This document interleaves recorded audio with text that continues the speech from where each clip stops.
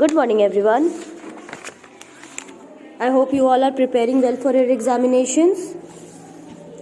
So whatever I have taught, अभी जो भी न्यू चैप्टर्स पढ़ाई हुई है, please pay attention to that and learn all the question answers properly. और जो भी मैम वीडियोस में और ऑनलाइन क्लासेस में पढ़ा रही हैं, please pay attention to that. फिर बाद में मत बोलना कि क्वेश्चंस बाहर से आई थी तो ऐसे आई थी वैसे आई थी, ठीक है? Because what ma'am is teaching that only ma'am will give you. So do not depend on your books totally. Today will start chapter 19, that is elections. ये बहुत ही इंपॉर्टेंट चैप्टर है. सीनियर क्लासेस में आप लोगों को इसके बारे में बहुत डीपली पढ़ना पड़ेगा. So please pay attention to this chapter. Today is a very important day for Geeta. Her class is having an election to choose the class monitor. Geeta, along with two other classmates, is standing for the post of class monitor. The class teacher wants the class to choose one student who they think will make a good monitor. The students vote using pieces of paper on which they write the name of the candidate of their choice. Then they put their piece of paper in box kept on the teacher's table. The votes are counted by two students and then checked by the teacher, who announces the name of the winner after the counting is over.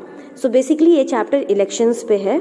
ठीक है, elections का मतलब आप सब जानते हो, चुनाव. अब बेसिकली हर बार सुनते होगे कि इलेक्शंस होने वाले हैं, इलेक्शंस होने वाले हैं. ठीक है, तो इसमें गीता के बारे में बताया गया कि Gita, she is a girl, वो एक स्कूल में पढ़ती है और वो she has been selected for class monitor post.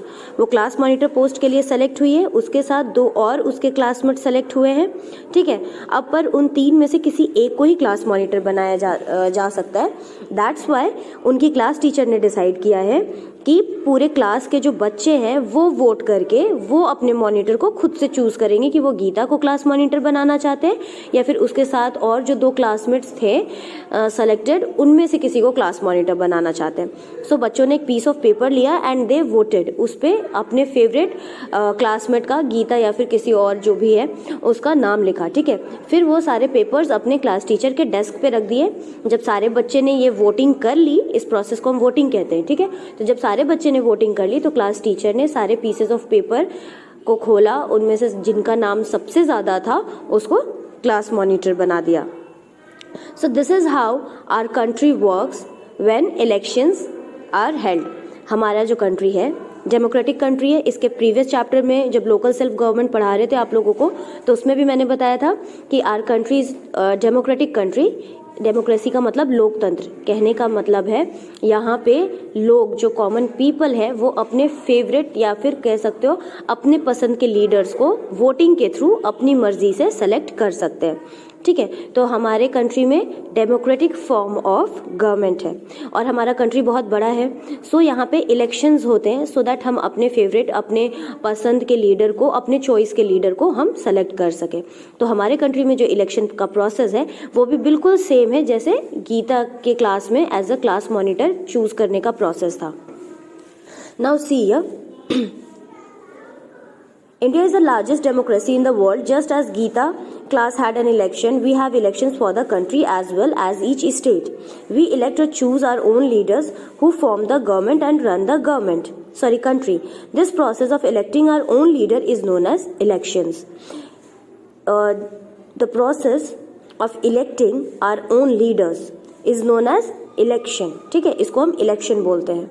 Now see here, voting in India. As I taught you earlier कि हमारा जो कंट्री है वो बहुत ही बड़ा है. तो हमारे कंट्री में जो इलेक्शंस हैं कैसे हेल्ड होते हैं? वोटिंग के थ्रू होते हैं. तो those who vote to elect their leaders are known as voters. तो जो लोग वोट करते हैं अपने लीडर्स को चूज करने के लिए, उनको हम वोटर्स बोलते हैं.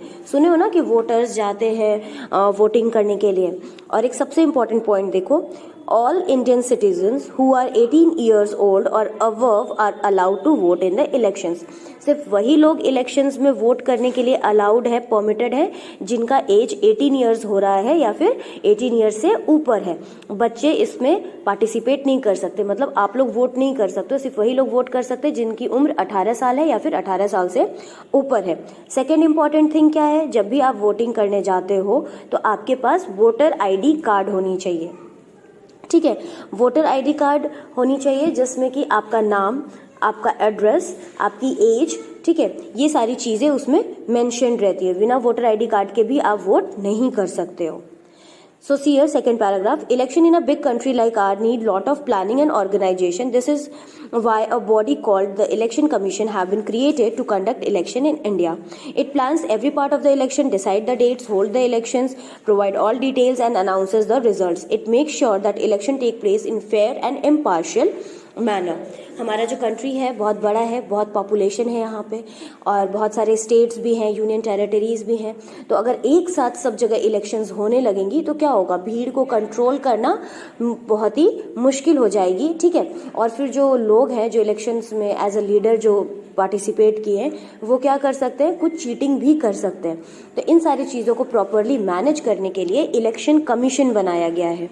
ठीक है. तो इलेक्शन कमीशन जो ऑर्गेनाइजेशन है वो क्या करती है, वो इलेक्शन रिलेटेड चीज़ें ही करती हैं. फॉर एग्जांपल इलेक्शन कमीशन का काम है डिसाइड करना कि इलेक्शन कब होगा, किस जगह पे होगा, कितने डेट को होगा. ठीक है. और इलेक्शन में कौन कौन कैंडिडेट पार्टिसिपेट कर रहे हैं और जब भी इलेक्शंस खत्म हो जाए तो कौन जीता कौन हारा ये रिजल्ट आउट करना भी किसकी रिस्पॉन्सिबिलिटी है, इलेक्शन कमीशन की. मोर ओवर इलेक्शन कमीशन ये भी श्योर करते हैं कि जहाँ भी इलेक्शंस हो रही है वहाँ पे कोई गलत काम ना हो, वहाँ पे कोई चोरी चीटिंग ना हो, ये जो इलेक्शन है वो अच्छे से सही तरीके से निपट जाए. ठीक है. Now third paragraph. Election commission also provide all voters and ID card. मैंने पहले ही आप लोगों को बता दिया है कि वोट करने के लिए हम लोगों को ID कार्ड भी बहुत इंपॉर्टेंट होती है और ID कार्ड में आपके डिटेल्स होते हैं जैसे नेम, एड्रेस. ठीक है. और उनकी एक छोटी सी पासपोर्ट साइज फोटोग्राफ भी होती है. On election day, voters ID card carry their ID card with them and they go to the polling booth to vote.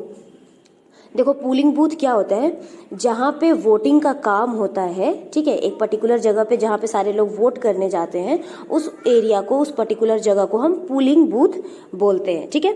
Voting is done by secret ballot. और वोटिंग जो है हमारा वो secret ballot के through होता है. Secret ballot क्या है, एक ऐसा स्पेस जहाँ पे जब आप वोट करने जाओगे तो आपके अलावा वहाँ और कोई नहीं होगा, सिर्फ आप इकलौते सिंगल पर्सन जाते हैं वहाँ पे वोट करने और वोट दे के आते हैं. This means that no one else will come to know who a person has voted. Nowadays, electronic machines are used to vote. People can cast their votes by just pressing the buttons. पहले जो थे ना children, पहले votings बिल्कुल ऐसी होती थी. Paper पे एक पर्ची मिलती थी, उस पे आप जो हो सो नाम लिखो और फिर वो एक बक्से में बॉक्स में डाला जाता था. बट अब जो है वोटिंग EVM मशीन्स के थ्रू होती है. That is your electronic voting machines. Electronic voting machines के थ्रू होती है. इसमें सिंबल्स बने हुए होते हैं, मतलब जो भी पार्टी है उसका चुनाव चिन्ह बना होता है, उसके सामने आपको जिस भी पार्टी को वोट करना है उनके सिंबल के सामने आप वोट कर दो, उनको ऑटोमेटिकली वोट चली जाती है. Now come to the next page. See here, ये आप देख रहे होगे पिक्चर में, विमेंस ने जो ये कार्ड्स कैरी किया है इसको हम वोटर ID कार्ड्स बोलते हैं. और ये जो मशीन है ये आपकी EVM मशीन है. Now come to the political parties. In India there are many political parties. हमारे कंट्री में बहुत सारे पॉलिटिकल पार्टीज हैं. सबसे फेमस कौन से, एक BJP है. ठीक है, Bharatiya Janata party. Second political party आपकी कांग्रेस है. फिर JMM भी है और भी बहुत सारे पॉलिटिकल पार्टीज हैं. तो political parties, how will you define it? A political party is a group of people who have the same ideas about how to rule the country. Political parties use symbol to that so that people who cannot read can identify a party symbol and vote for it. So political party क्या है, एक ऐसा देखे हो ना कि group of people, ठीक है, जिनके आइडियाज़, जिनके सोच, जिनके विचार जो है बिल्कुल एक जैसे होते हैं, सेम होते हैं. ठीक है. तो वो मिलके क्या बनाते हैं, पॉलिटिकल पार्टी. जैसे कि BJP की जो भी पार्टी मेंबर्स हैं वह सब एक दूसरे से एग्री करते हैं, उनके जो आइडियाज़ होते हैं वो सब उनको मानते हैं. लेकिन कांग्रेस के जो है उनके अपने अलग आइडियाज़ और थॉट्स होते हैं. ठीक है. और लेकिन जो उनके जो पार्टी मेंबर्स होते हैं वो सब एक दूसरे से अग्री करते हैं. तो ऐसे इस तरह से लोग अपने अपने पॉलिटिकल पार्टीज फॉर्म करते हैं. एक इम्पॉर्टेंट पॉइंट यहाँ पे है कि पॉलिटिकल पार्टी यूजेस सिंबल्स. वो एक सिंबल यूज करते हैं. सारे पॉलिटिकल पार्टी की एक सिंबल होती है. जैसे BJP की क्या है, लोटस है, कमल का फूल है. कांग्रेस का पाम है, हथेली है. ठीक है. JMM का शायद तीर धनुष है. तो सारे पॉलिटिकल पार्टीज के अपने एक सिंबल होते हैं, चुनाव चिन्ह होते हैं. तो ये पॉलिटिकल पार्टीज को चुनाव चिन्ह क्यों दिए गए हैं? सो हर पॉलिटिकल पार्टीज को उनको एक सिंबल मिला हुआ होता है। क्यों मिला होता है? सो दैट जो लोग पढ़े लिखे नहीं हैं, जिनको पढ़ना नहीं आता है, वो चुनाव चिन्ह उस सिंबल को देख के पहचान पाए कि ये एक किस पार्टी का चिन्ह है। ठीक है। Now, to conduct elections, the country or the state is divided into smaller areas called constituencies. Each constituency can elect one leader. Political parties select one member to fight the election in every constituency. This member is known as candidate of the political party. Each candidate tries to get as many votes as possible in order to defeat the candidates of the other party. The candidate who gets maximum number of votes wins the election.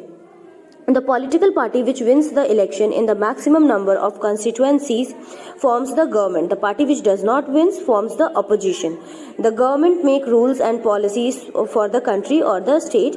The opposition raises questions about the government's work in order to make sure that it rules properly. So क्या होता है कि elections कराने के लिए, चुनाव कराने के लिए हर कंट्री को, हर स्टेट को एक स्मॉल कॉन्स्टिट्यूएंसीज, एक स्मॉल एरियाज में डिवाइड कर दिया जाता है, जिनको हम कॉन्स्टिट्यूएंसीज बोलते हैं। और हर कॉन्स्टिट्यूएंसी से एक उनका अपना एक लीडर, अपना एक नेता जो है सो पार्टिसिपेट करता है एंड फिर उनको वोटिंग की जाती है। ठीक है। जिनको सबसे ज्यादा वोट मिलते हैं वो जीत जाते हैं और जिनको सबसे कम वोट मिलते हैं वो ऑपोजिशन पार्टी फॉर्म करते हैं। So this is how your election takes place. जब जिनको सबसे ज्यादा वोट मिलता है और वो जीत जाते हैं तो दे फॉर्म द गवर्नमेंट, वो अपनी सरकार बनाते हैं and then they make their own rules and regulations for the state or for the country. Now see here the importance of voting. It is important for all the citizens of India who are 18 years or above to vote. This let us choose our own leader. Choosing our own leaders make them answerable to us. If an elected leader has not worked properly, he or may not win the next election. Thus the citizens have the power to decide who will rule the country.